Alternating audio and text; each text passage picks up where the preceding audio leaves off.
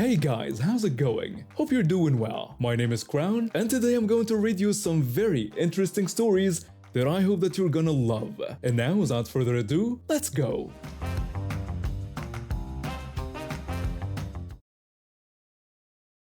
I grew up watching my old man fix cars in our driveway. He taught me everything about engines, transmissions, and so on.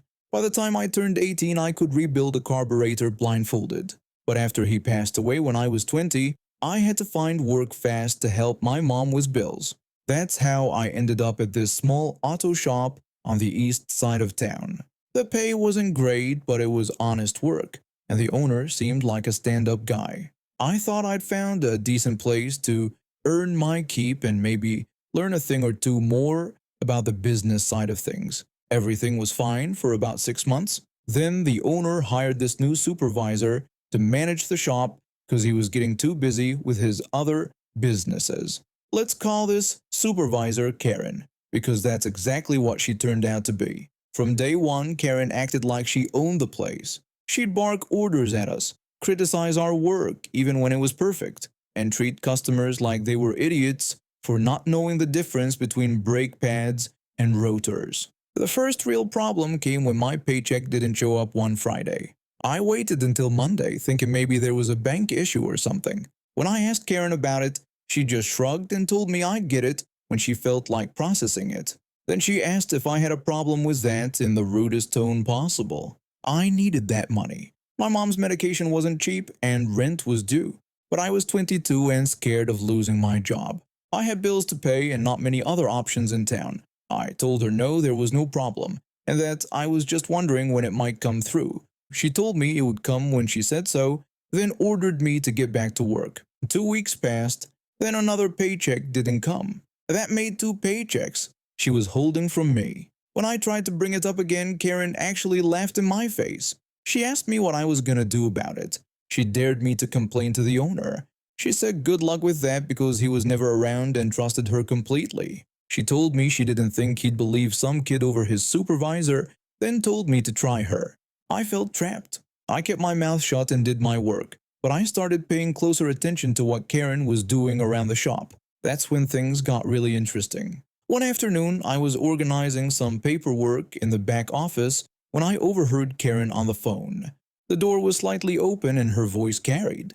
She was telling someone that she'd rolled back the odometer on a car by about 30,000 miles. She said the customer would never know because these idiots couldn't tell the difference anyway. Then she told whoever was on the other end to make sure the paperwork matched what she was saying, not what the actual mileage was. She laughed about how easy it was to scam people. My stomach dropped.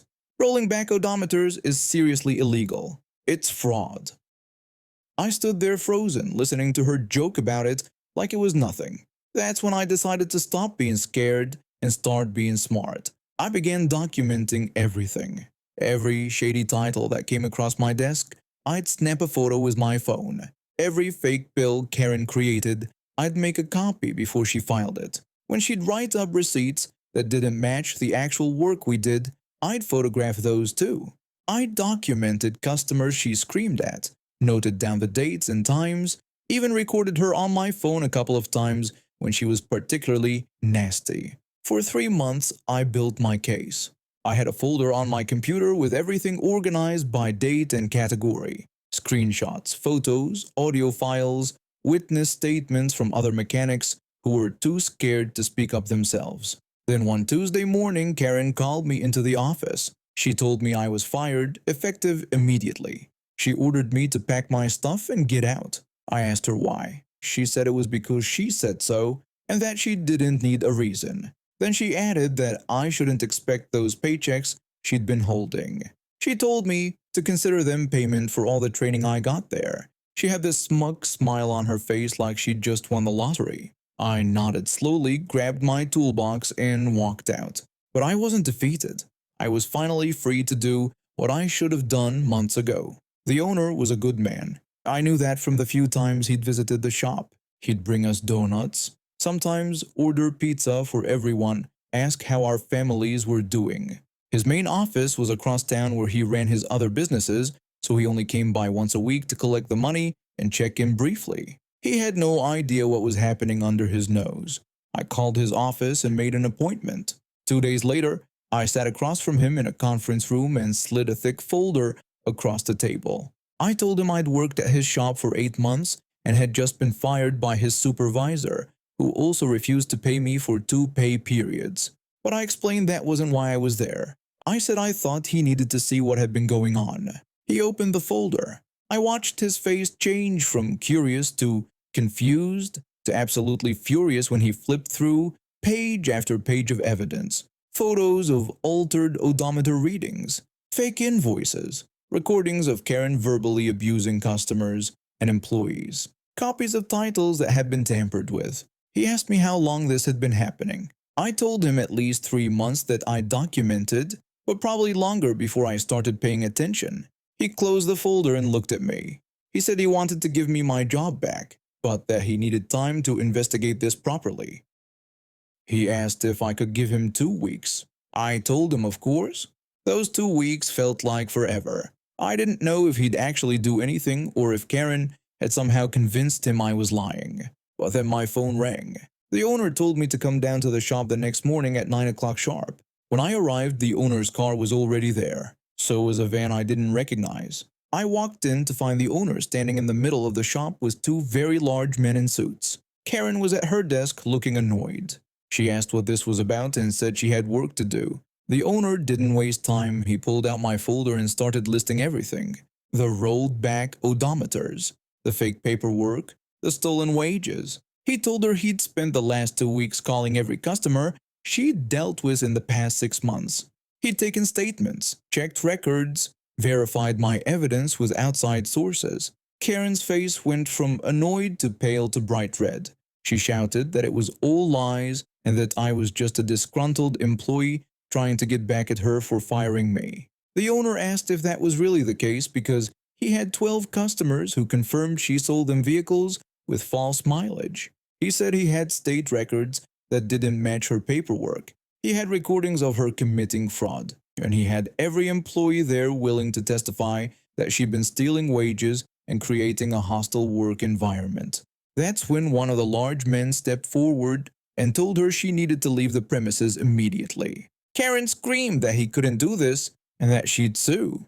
The owner said she could try, but that he'd already contacted the authorities about the odometer fraud. He suggested she find herself a very good lawyer. The 2 men literally grabbed Karen by her arms and escorted her out. She was yelling the whole way, threatening lawsuits, claiming discrimination, saying she'd ruin the owner's reputation.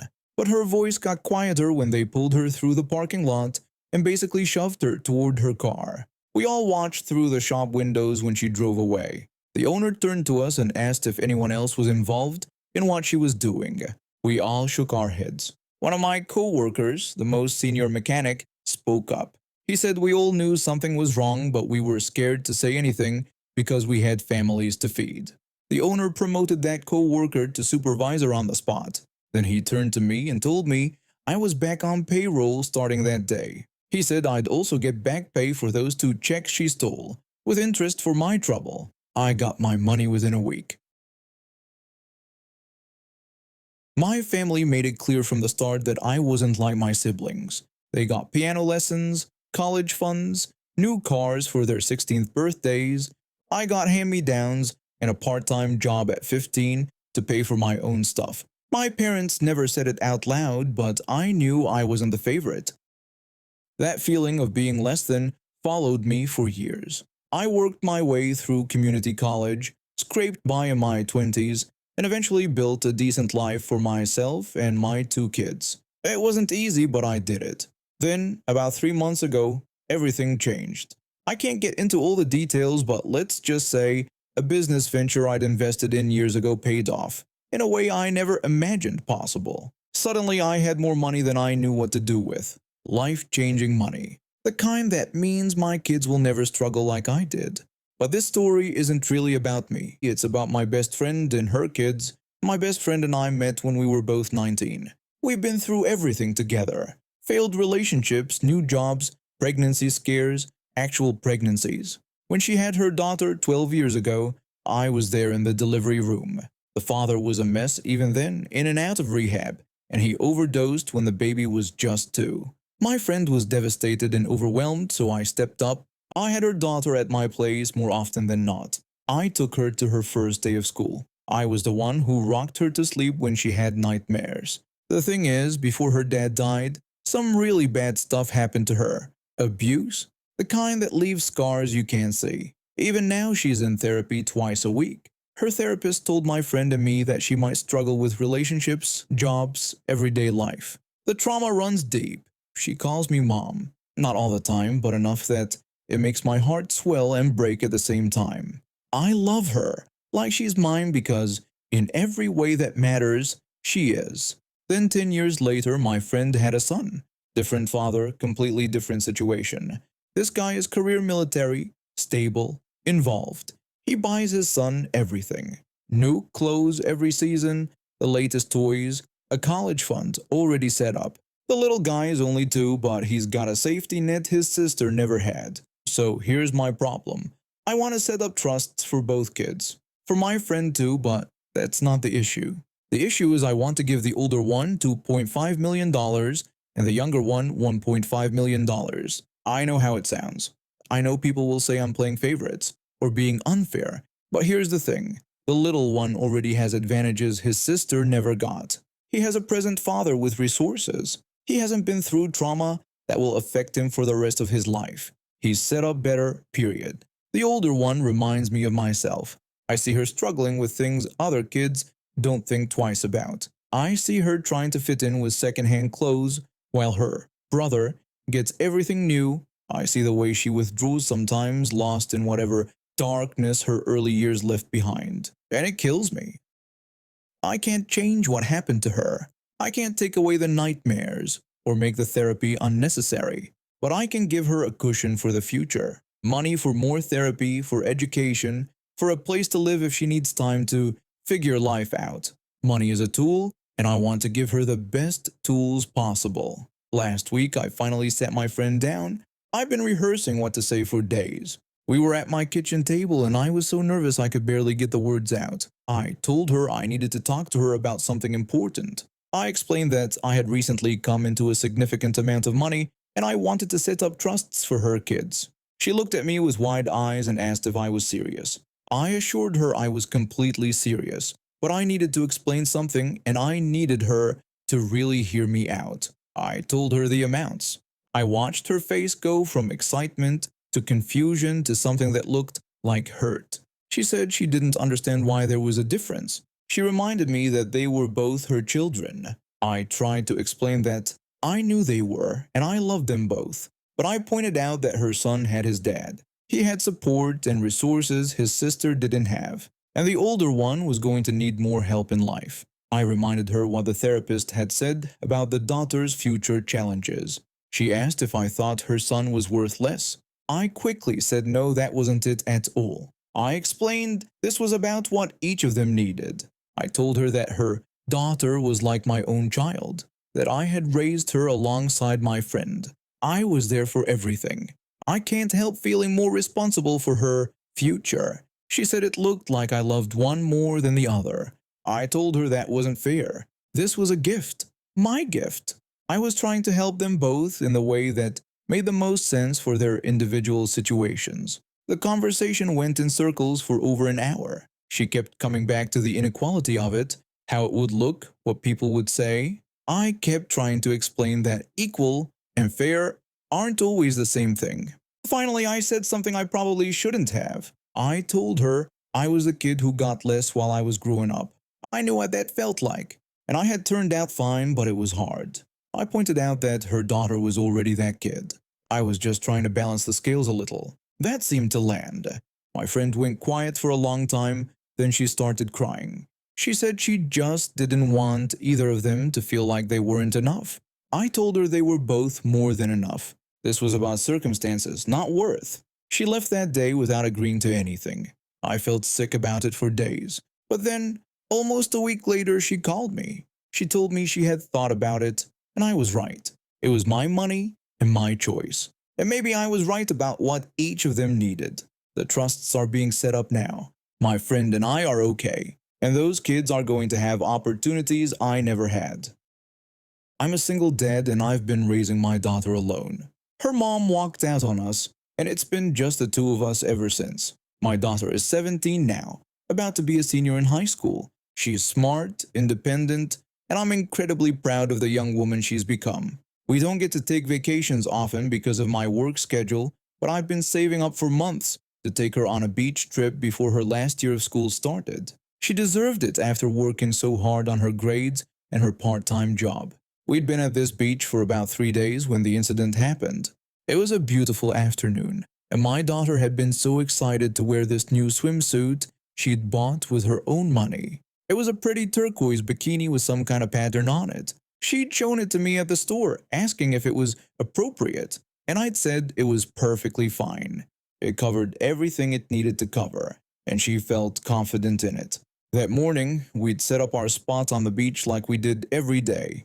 I had my chair, a cooler with drinks and snacks, and my daughter had her towel laid out where she could tan and read her book. She'd been in and out of the water a few times already, and I was just relaxing, watching the waves and keeping an eye on her. I noticed this woman and her daughter set up near us, maybe 10 feet away. The daughter looked to be around 14 or 15. I didn't think much of it at first. The beach was public, and people set up wherever they wanted. But I caught the younger girl staring at my daughter a few times and then whispering to her mother while pointing. My daughter had gone back into the water, and I was reading something on my phone when I heard raised voices. I looked up right away and saw my daughter backing away from this woman and her daughter in the shallow water. The woman was reaching for my daughter's shoulder and the younger girl was trying to grab at the strap of her bikini top. I was on my feet instantly, but my daughter was already fighting them off, pushing their hands away. My daughter yelled at them to stop and get away from her. The woman told her not to be selfish and demanded she let her daughter try it on for just a second. My daughter asked if she was crazy and told them both to leave her alone. The younger girl grabbed at the string tie on my daughter's bikini top, and that's when I started running. My daughter slapped her hand away and tried to back up further into the water, but the woman lunged forward and grabbed both straps of the bikini top, actually trying to pull it down. My daughter screamed and grabbed the woman's wrists, struggling to keep her swimsuit on.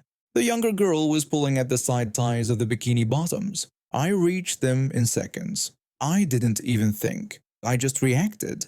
I grabbed the woman by her arm and yanked her away from my daughter, and when she turned toward me with this entitled, furious expression, I punched her square in the face. She went down hard into the shallow water and then onto the wet sand, holding her nose and making these horrible groaning sounds.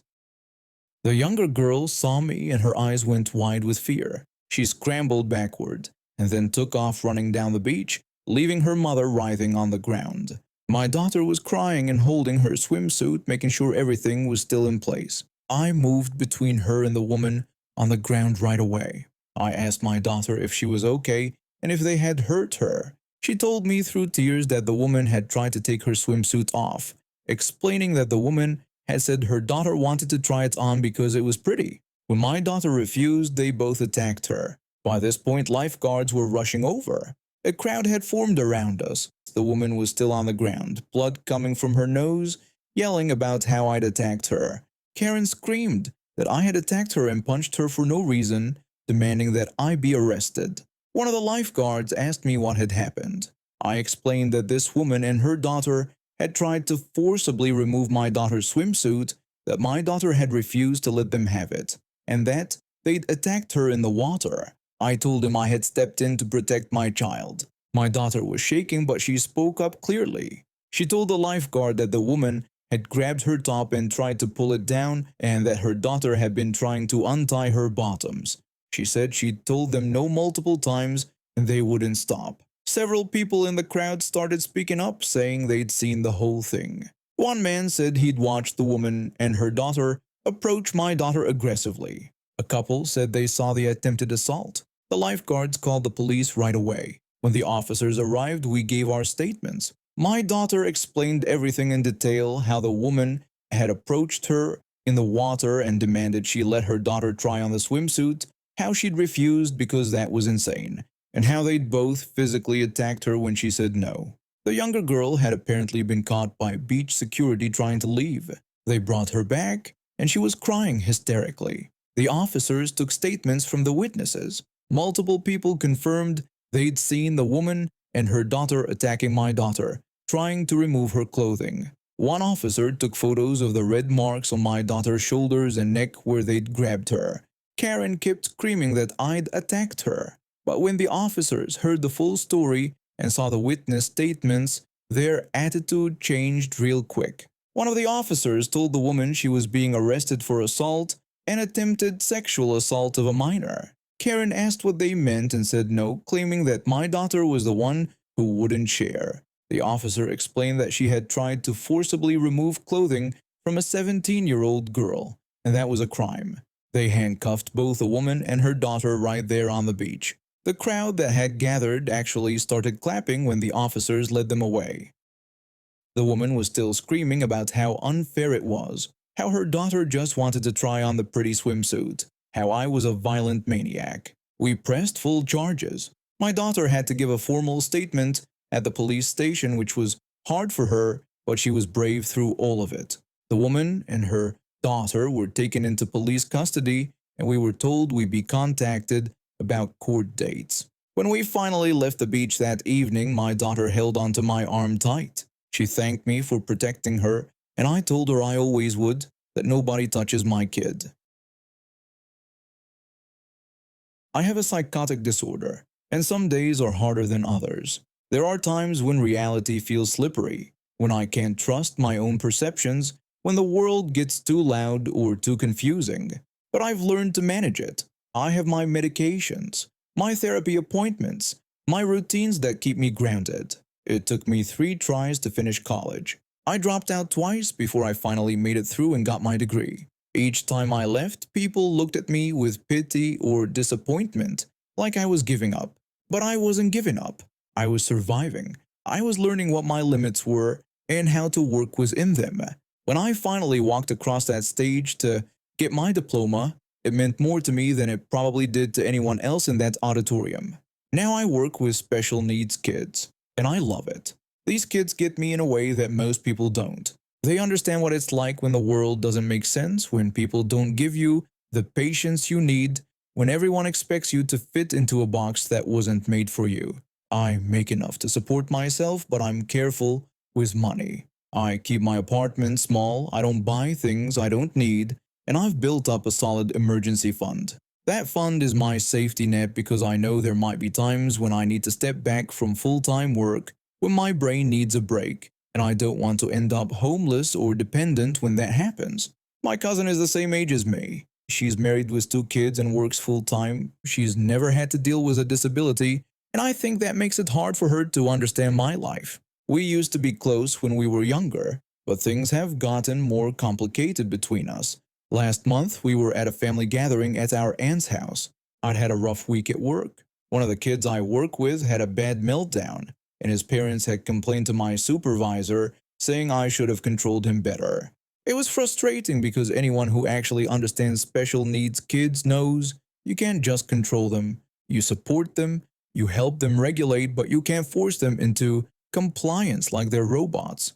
I was sitting in the kitchen with my cousin and I started venting about it. I told her how frustrating it was that people treated these kids like problems to be solved instead of people who need support. I talked about how people do the same thing to adults with disabilities, infantilizing them constantly.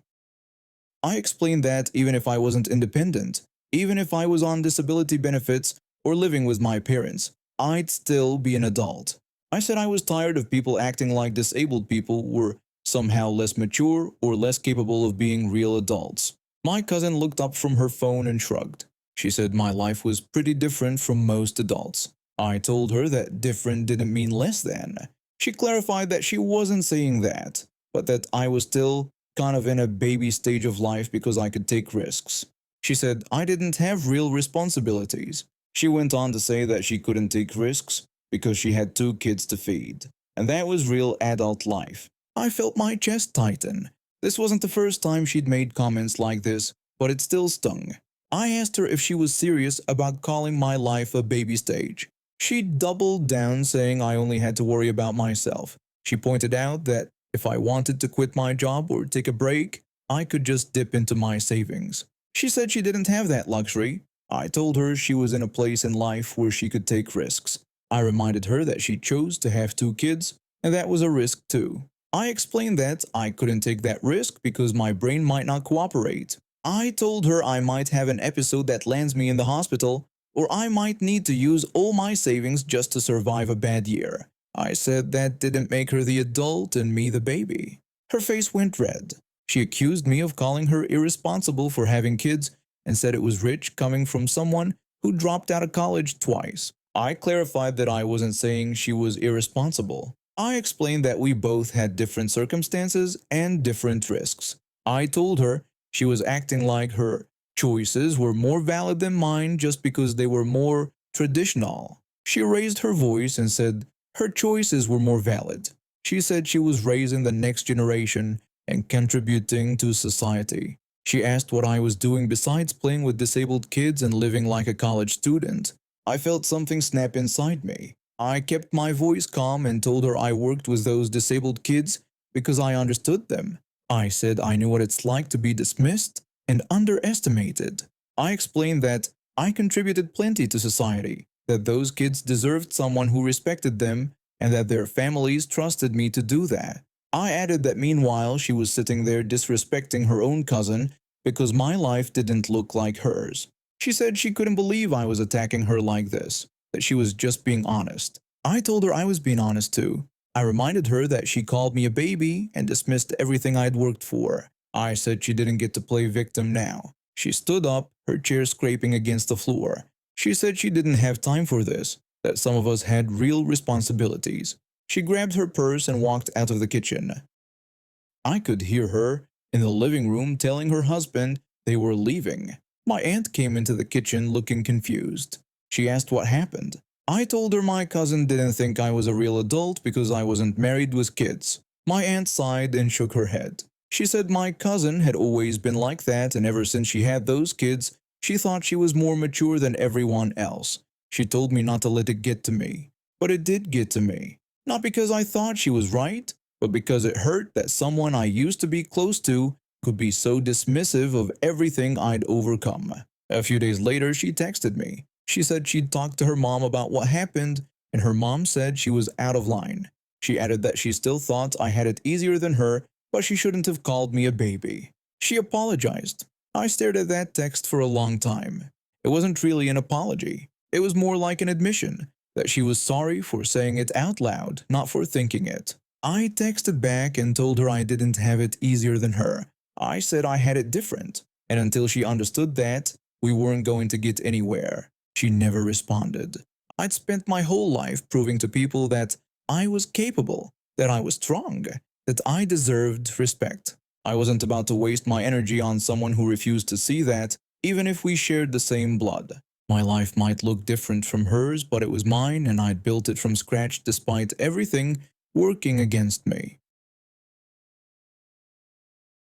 I'd been working as an operations engineer for about 11 months when I finally decided I'd had enough. The company wasn't huge, and our department was tiny, just 4 of us total. When I first joined on a 1-year contract, I thought it would be a good opportunity to gain some experience and maybe even secure a permanent position if things went well. Things didn't go well. The 2 senior engineers in our team had this unspoken rule. They didn't do anything extra. Anything.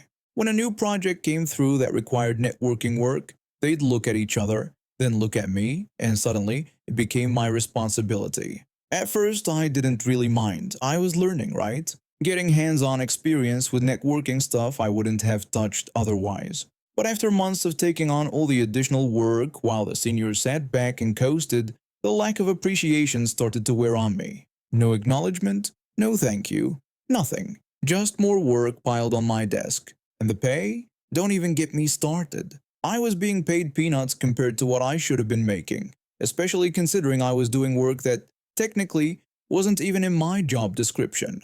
I started browsing job listings around month 10, just casually at first, then more seriously when my contract anniversary approached. Luck was on my side.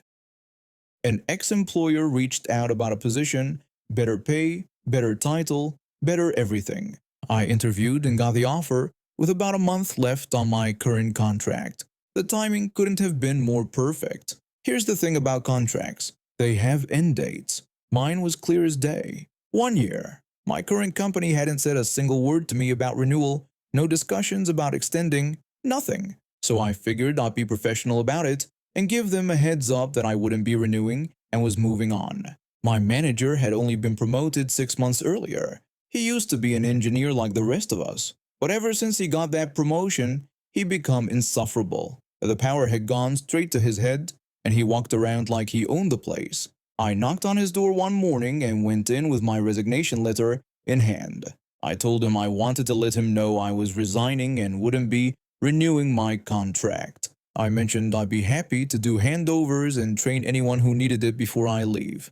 I handed him the letter. He took it, looked at it, and his face immediately turned red. He told me he wasn't signing it. I asked him what he meant. He said he wasn't going to acknowledge the letter until he decided what date I was allowed to leave. He explained this would happen after he'd found someone to replace me and when he was in a better mood.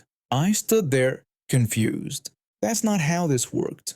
That's not how any of this worked. I started to explain that my contract only had 1 month left, but before I could finish my sentence, he cut me off. He yelled at me, demanding to know if I hadn't heard him say he wouldn't approve it until he was happy. He screamed that he didn't want to hear a word about this from me until he was ready. His face was purple now, veins popping out of his neck. I opened my mouth to explain that he couldn't actually hold me hostage because my contract had an end date, but he was clearly not in a listening mood. Fine, if he wanted to play it this way, I play along.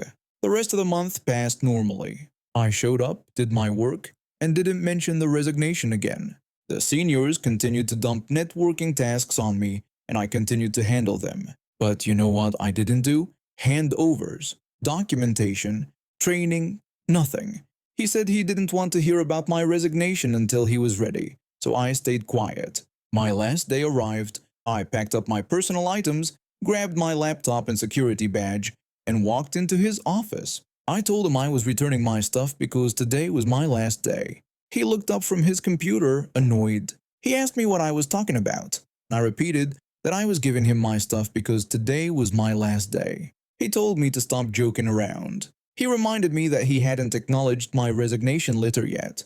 Then he said that he'd just decided my last day would be 2 months from now because they needed to look for a replacement, train him up, and get a proper handover before I could leave. He ordered me to keep my stuff and get back to work. He sat back in his chair with this smug, cocky look on his face like he'd just delivered the ultimate power move, like he'd trapped me in some kind of checkmate. I told him nope, that my contract runs out after today and I'm not paid to work beyond that. His expression flickered. He stammered, asking me what I meant. I explained that I've been trying to tell him from the start. My resignation letter was just a courtesy since my contract runs out anyway, but he hadn't allowed me to talk. He accused me of lying. I told him he could go call HR and check. Then I said goodbye. I placed my laptop and badge on his desk and turned to leave. When I walked out of his office, I could see his face morphing through different emotions at once. It was beautiful. I closed the door behind me, walked through the office one last time, and left that place for good. A few months later, I ran into someone who still worked there. They filled me in on what happened after I left. My manager immediately called HR and discovered I was right. My contract had ended, and there was nothing he could do about it. He tried to spin the whole thing to the director, claiming I'd somehow deceived him or hadn't been clear about my contract situation. The director didn't buy it. He got a serious lecture about reading employee contracts and managing his team properly. They had to hire a network engineer to replace me. Not just any network engineer, a properly qualified one with the right certifications and experience. Someone who knew their worth and wouldn't accept peanuts for pay. That new hire cost them triple my salary. And because my manager had refused to let me do any handovers or documentation during my notice period, they were flying blind for weeks. Multiple projects missed their service level agreements. Clients were unhappy, The seniors who'd been dumping work on me suddenly had to figure out the networking stuff themselves and realized they had no idea what I'd actually been doing. My ex colleague told me the whole department was in chaos for at least 2 months. I started my new job the following week, got a significant pay raise, and never looked back. And now we have reached the end of today's stories. Thank you for watching, and see you next time.